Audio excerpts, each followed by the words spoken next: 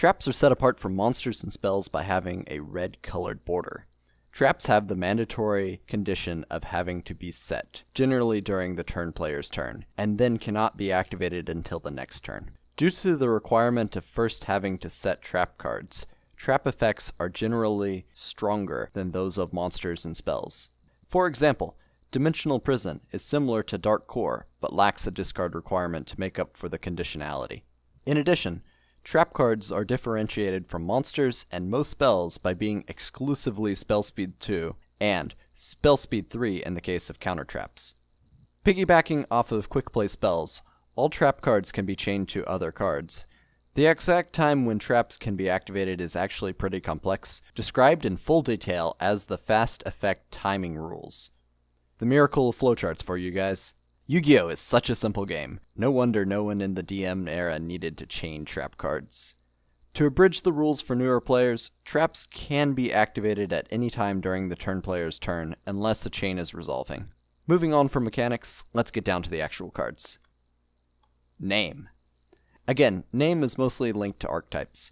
Many archetypes have at least one specific trap card at their disposal, but a particular set of normal traps are not part of any archetype, but rather show the evolution of the game over time, those being the trap hole set of cards.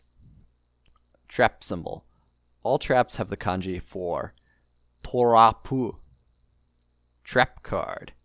Traps feel the need to specify their card type, similar to spells. Trap type icon.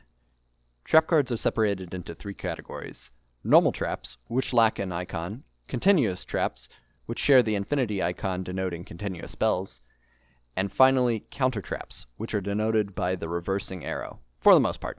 In the original print of Counter Counter, Konami forgot to put the counter trap icon on the counter trap designed to counter counter traps. Confusingly, Counter Counter contains a counter trap icon in the artwork. Art.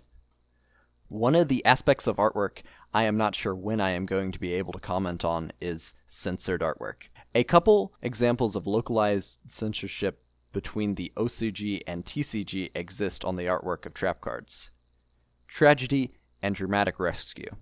Both cards are changed to remove implied violence, but Tragedy might arguably be worse, with the creepy stalker implying a different sort of violence. For some reason, the OCG loved guillotines in the early days of the game. Set number. Set number is still for collecting. Card effect. Traps have some of the strongest effects in the game, but for balance reasons, traps must be set a turn prior to activation, as well as some traps having a specific activation condition. One of the common conditions is when your opponent declares an attack. This category is colloquially known as battle traps. Serial number. Next! Copyright information is the most interesting and impactful information on the card. Next! Types of cards. Normal traps generally have an immediate effect, then are sent to the graveyard. But some normal traps are treated like equip cards, so they remain on the field after resolution. A little confusing considering the existence of continuous traps, but it worked for Swords of Revealing Light. Continuous trap cards remain on the field after activation. Some continuous traps have an initial effect upon activation, as well as a triggered or ignition effect which can be activated afterwards. Counter traps are even faster than traps, considered to be Spell Speed 3. This means that once a counter trap is activated, only other counter traps can be activated as a response. Most counter traps are centered around effect negation. This concludes the mini-series for the card anatomy of the DM era of Yu-Gi-Oh! Future videos will discuss the minutiae like card abilities and even the other summoning mechanics which seem to be introduced in each era following GX. Get your game on.